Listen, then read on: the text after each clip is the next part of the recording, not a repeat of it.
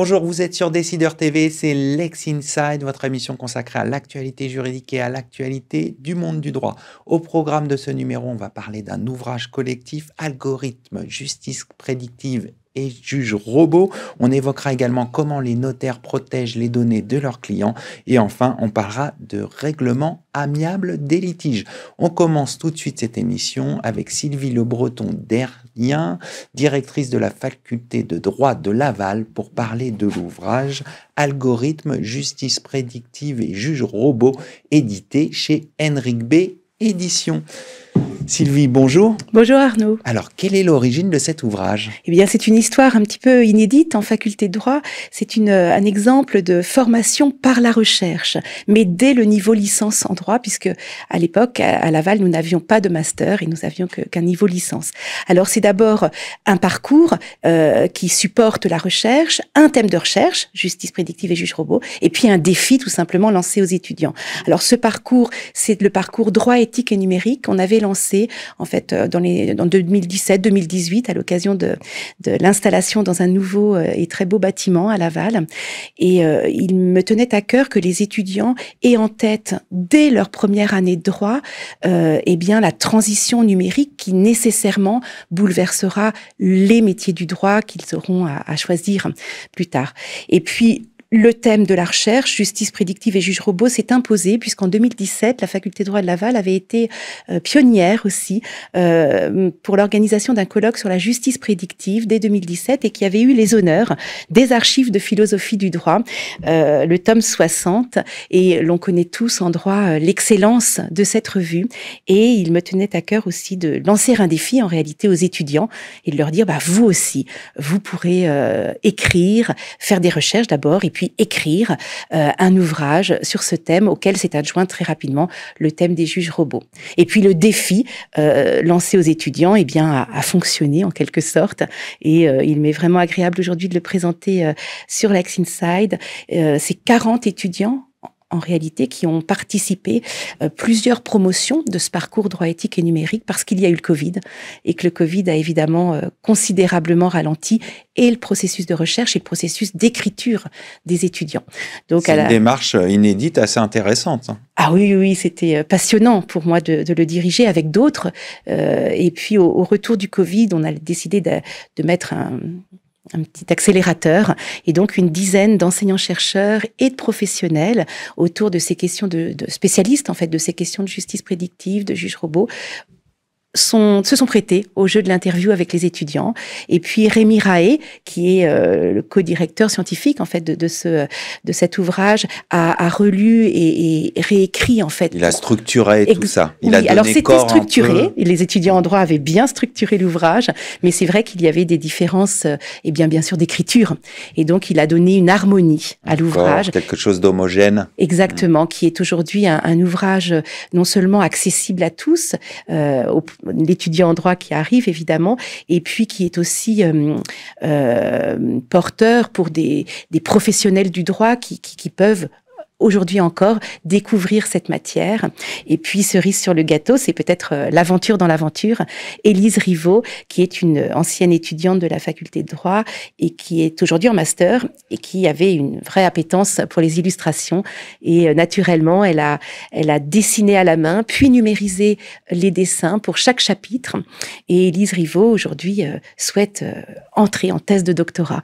Donc, c'est beau, c'est un beau projet qu'on met à l'honneur ici sur Lex Inside. Et quelles sont les problématiques abordées concrètement ? Alors, des problématiques juridiques, évidemment, mais avant de les égrener, il me tenait à cœur de d'écrire comme les étudiants le découvrent dans ce parcours droit éthique et numérique, c'est-à-dire avec un maître de conférence en informatique, de façon à ce qu'ils comprennent comment fonctionne l'ordinateur. Ils l'ouvrent réellement, physiquement, ils ouvrent l'ordinateur, ils voient que c'est un tas de ferraille finalement, et puis ils apprennent à coder aussi. Et j'ai vu en préparant cette émission que dans l'une de vos précédentes émissions, un avocat disait que voilà, il apprenait à coder à ses avocats.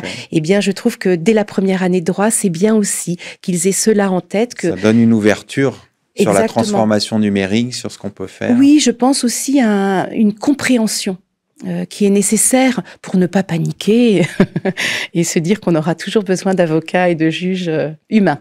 Alors justement, évoquons la justice prédictive qui peut faire peur à certains.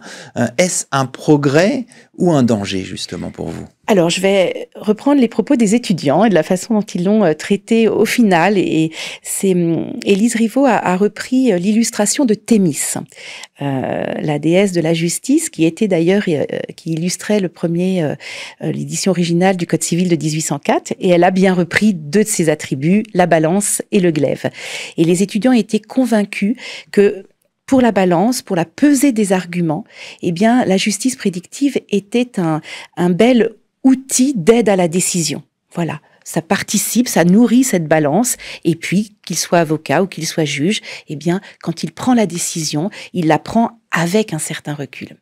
En revanche, le glaive, lorsque l'on tranche le litige, le différend, eh bien là, les étudiants étaient tout à fait convaincus qu'il fallait revenir à l'humanité du juge ou à l'humanité aussi de l'avocat qui va fonder sa plaidoirie, ses conclusions sur ses arguments, mais il aura été aidé auparavant. Ils le font déjà.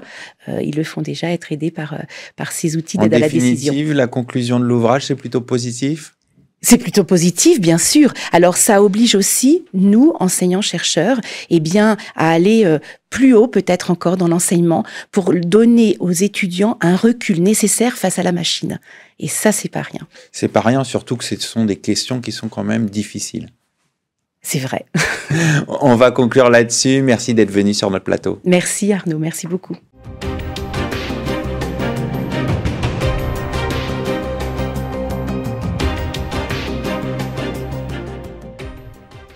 Vous êtes sur Décideur TV, on poursuit Lex Inside. Comment les notaires protègent-ils les données de leurs clients? On en parle tout de suite avec mon invité, Cédric Blanchet, président de Paris Notaire Service. Cédric Blanchet, bonjour. Bonjour Arnaud.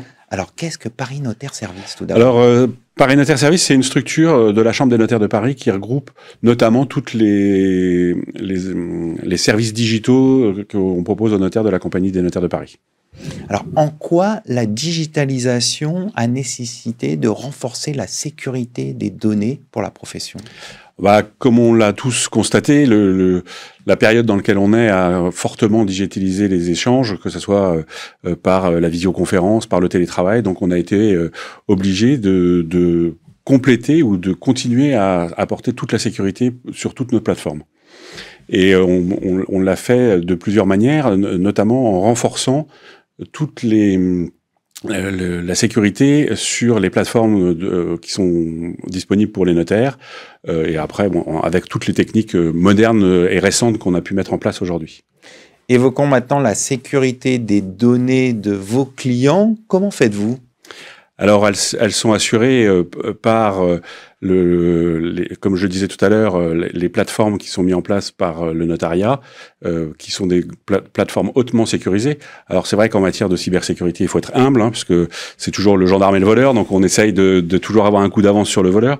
Et c'est pour ça qu'on travaille beaucoup sur la mise en place de nouvelles, en tout cas de continuer à sécuriser les accès avec des nouveaux modes d'identification qui sont de plus en plus sophistiqués pour éviter justement qu'il y ait de la prise pour les éventuels hackers.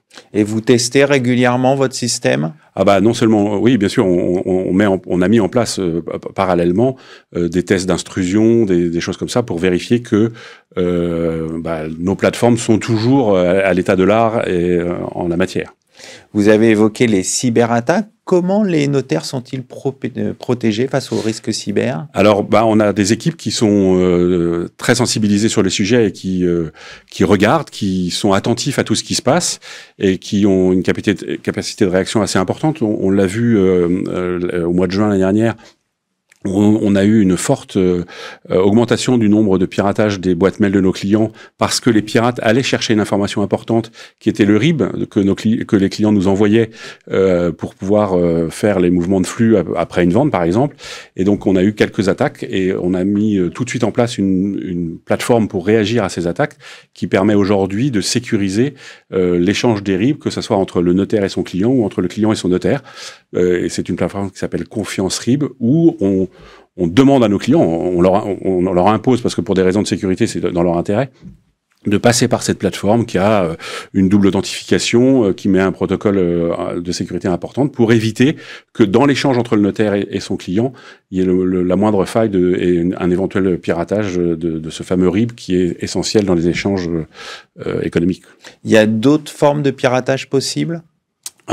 On l'a constaté aussi par quelque chose qui est devenu, qui a été qui s'est beaucoup mis en place dans le notariat récemment.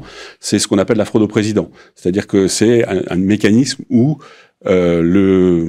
le pirate ou l'escroc, je sais pas comment on peut l'appeler, arrive à malaxer la tête de la personne pour qu'elle fasse ce que le pirate a envie de faire. Mais ce qu'on s'est rendu compte, c'est que pour pouvoir arriver à convaincre la personne, ils ont collecté énormément de données pour connaître le processus de fonctionnement de l'office, tout ça. Donc c'est vrai que on a des campagnes de sensibilisation aussi bien sur les mécanismes qui sont mis en place par les pirates, mais aussi de sensibilisation à la cybersécurité, parce que ce qu'on se rend compte, c'est qu'en fait, le plus souvent, au départ, en tout cas, il y a un facteur humain important. Il n'y a pas que des failles techniques. Exactement. Les failles techniques, globalement, encore une fois, il faut être humble, mais on arrive à être au niveau de l'art. Mais le facteur humain nécessite un travail très important de sensibilisation, de rappeler qu'il faut changer ses mots de passe, par exemple, ce qui, pour tout à chacun, est casse-pied, parce que c'est vrai que le nombre d'accès qu'on a fait que de changer tout le temps sur les mots de passe, c'est compliqué, mais de mettre en veille ses postes, de pas laisser des outils d'identification ouverts, quoi, tout ça. Donc, on a un gros travail en ce moment de sensibilisation des notaires et de leurs collaborateurs pour que la faille humaine soit le plus réduite possible. On va conclure là-dessus. Merci d'être venu sur notre plateau. Merci Arnaud. Au revoir.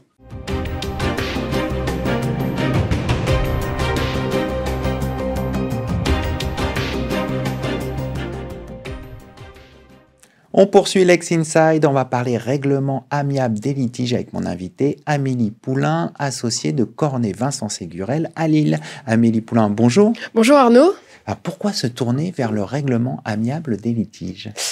Alors écoutez, je vois deux raisons. Il y en a certainement plus que ça, mais j'en vois deux. Une raison qui est liée à la vie des affaires. Le règlement amiable des litiges, ça permet parfois de résoudre des problèmes sans pour autant casser une relation entre des partenaires. Donc ça, c'est un premier intérêt. Et un deuxième intérêt, plutôt dans la vie judiciaire, vu les difficultés que rencontre aujourd'hui le monde judiciaire et surtout les délais de traitement des dossiers, eh bien, les règlements amiables des litiges, c'est un moyen de contourner ces délais qui est plutôt efficace. Alors, un des modes de règlement amiable des litiges, c'est la médiation. Quel est son intérêt ? Alors, la médiation, parmi tous ces modes de règlement amiable, elle présente l'intérêt de faire intervenir un tiers qui va être le médiateur, qui est un tiers neutre et impartial, très important, qui va assurer deux choses, la confidentialité des débats, ça c'est extrêmement important, c'est ce qui permet aux parties de se sentir libres de leurs paroles, parce que tout ce qu'on va se dire en médiation ne pourra pas être utilisé en dehors de la médiation, ni même le cas échéant lors d'un procès, si la médiation n'aboutissait pas.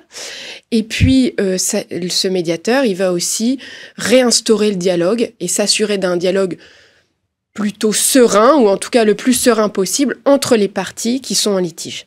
On comprend mieux ce qu'est la médiation, mais comment s'y préparer ? Alors, c'est important de se préparer à la médiation, vous avez raison. On n'y va pas comme ça, on va pas à une réunion de médiation sans l'avoir préparée. Dans le cabinet dans lequel je travaille, Cornet Vincent Ségurel, on a même mis au point une méthode de préparation de nos clients à la médiation. En quoi consiste-t-elle ? Alors, il y a deux choses. En fait, la médiation, c'est pas quelque chose qui est inné dans l'état d'esprit des personnes. Donc, la méthode, elle va consister à préparer les parties et nos clients pour leur expliquer dans quel état d'esprit ils doivent se présenter, quelle posture ils doivent avoir, et puis les préparer aussi à l'enjeu, c'est-à-dire sur le plan juridique, technique. C'est pas parce qu'on entre en médiation qu'on doit pas savoir exactement juridiquement ce qu'on risque au cas où la médiation aboutirait pas. Il faut avoir ça en tête. Et puis après, la médiation, c'est quelque chose de scientifique. Donc il y a une méthode qui a été posée, alors pas par notre cabinet, là pour le coup c'est vraiment une méthode scientifique sur laquelle de nombreux auteurs ont écrit, et qui consiste à scinder le processus en 3 étapes. Il y a une première étape qui va consister à amener les parties à identifier les problèmes qui les opposent, mais dans le plus petit dénominateur commun, pour bien lister tous ces problèmes. Le but de cette partie, c'est de mettre les personnes en présence en accord sur leurs points de désaccord. Après, la deuxième partie, celle-ci, elle va consister, sans s'arrêter sur les positions des personnes, elle va consister à aller chercher pourquoi ils en sont arrivés là, quels sont les besoins derrière ces problèmes qui n'ont pas été satisfaits. Ça, c'est la deuxième partie, c'est la plus difficile. Et la troisième partie, une fois qu'on a identifié tous les besoins que les parties n'ont pas pu satisfaire et qu'elles aimeraient satisfaire, on fait une recherche de solutions. Là, c'est la partie la plus créative, on ne se met pas de limites. Et on fait une recherche de solutions. Et ces solutions, elles vont permettre de répondre aux besoins. Et c'est sur ça qu'on va baser le protocole d'accord. Alors justement, vous évoquez le protocole d'accord. Comment parvenir à un accord négocié? Alors, bien sûr, il faut absolument respecter cette méthode et les étapes de la méthode. Le cheminement est très important. Si on oublie d'identifier un problème au départ, il va ressurgir à la fin et on n'aura pas fait ce processus. Ça, c'est gage d'échec de la médiation. Donc, bien suivre les étapes, bien se préparer, parce que comme je vous le disais tout à l'heure, les choses ne sont pas innées. Et puis ensuite, quand le protocole va se rédiger, c'est important d'avoir les outils juridiques quand même de rédaction du protocole pour être sûr qu'il s'exécutera d'une part, et dans les meilleures conditions, d'autre part. Alors, quelquefois, la médiation, elle va durer une réunion. Ça dépend du médiateur. Et puis, parfois, le médiateur va vouloir rencontrer les personnes plusieurs fois. Mais en tout cas, normalement, c'est un mécanisme assez rapide. Et c'est aussi ce rythme qui est mis en place, gage de succès pour ces médiations. Alors, vous dites rapide, ça prend combien de temps, grosso modo, en moyenne? C'est assez variable, mais ça peut prendre entre 3 mois, c'est, je pense, la moyenne. Quelquefois 6, mais on va rarement au-delà. On va conclure là-dessus. Merci d'être venu sur notre plateau. Avec plaisir. Merci à toutes et à tous pour votre fidélité et à très bientôt sur Décideur TV pour un nouveau numéro de Lex Inside.